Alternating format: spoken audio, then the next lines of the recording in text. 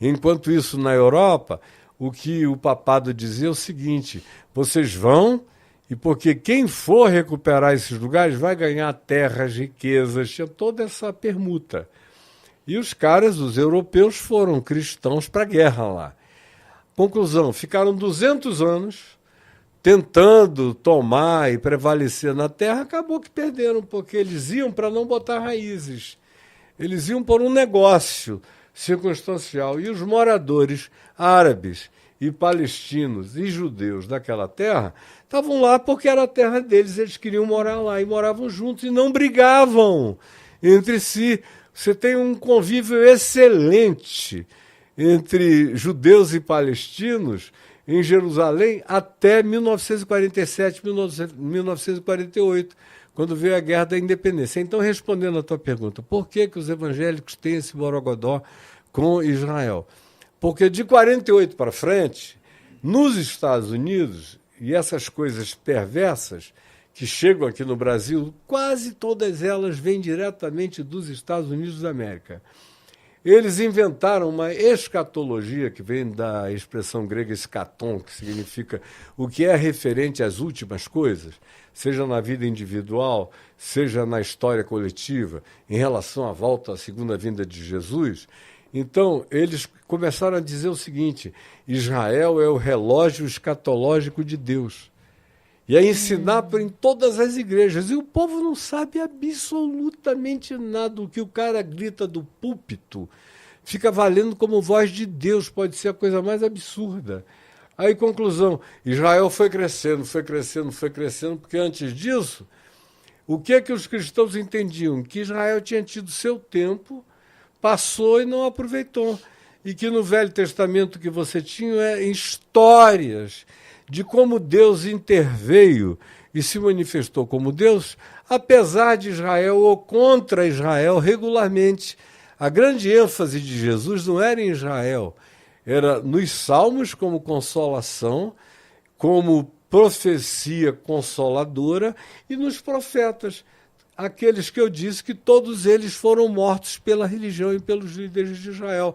Mas a nação de Israel mesmo foi dada como diluída até 1948. Aí de 48 para cá, por causa da geopolítica americana, que agora tinha eleito a Rússia para ser o grande adversário, eles começaram a construir uma escatologia que demonizava a Rússia, demonizava a China, demonizava o comunismo, demonizava o mundo árabe, demonizava todos os que são hoje os que os cristãos olham no Ocidente como os grandes antagonistas.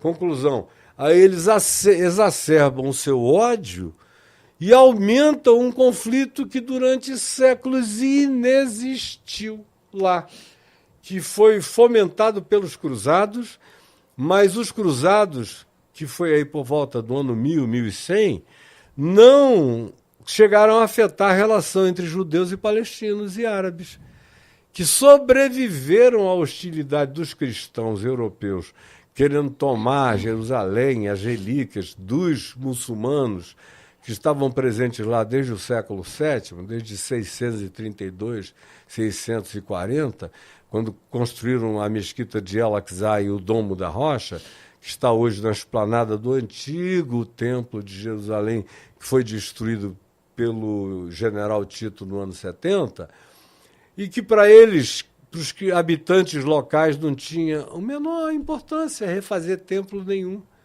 Os judeus oravam naquilo que era o remanescente, o Muro das Lamentações, ou Western Wall, como se diz lá no inglês, e oravam ali e os árabes oravam em cima, os muçulmanos, e eles desciam e comiam juntos embaixo. Conviviam super bem. Tranquilamente, por mais de 1000 anos, em tranquilidade total. Aí, depois da Segunda Guerra Mundial, que começa essa aleivosidade, esse ódio, essa ação de natureza dogmático-persecutória, inspirado numa pseudo-escatologia, que é uma montagem de textos bíblicos que eles criaram para justificar esse tipo de esperanças da volta de Jesus, que tem a ver supostamente com a supremacia de Israel sobre todo o mundo islâmico e árabe e tudo mais, política, geopolítica norte-americana, em relação à qual os sionistas judeus agradeceram muito o favor americano. Mas você vê, até o dia de hoje, que a quantidade enorme de judeus lúcidos, tanto em Israel como no resto do mundo, que abominam esse sionismo. Eles são semitas, mas não são sionistas. O que o Hitler fez foi uma eliminação semítica dos judeus. Mas não havia nem sionismo, porque não havia nem esse afã por voltar e dominar a terra. Ele era antissemita.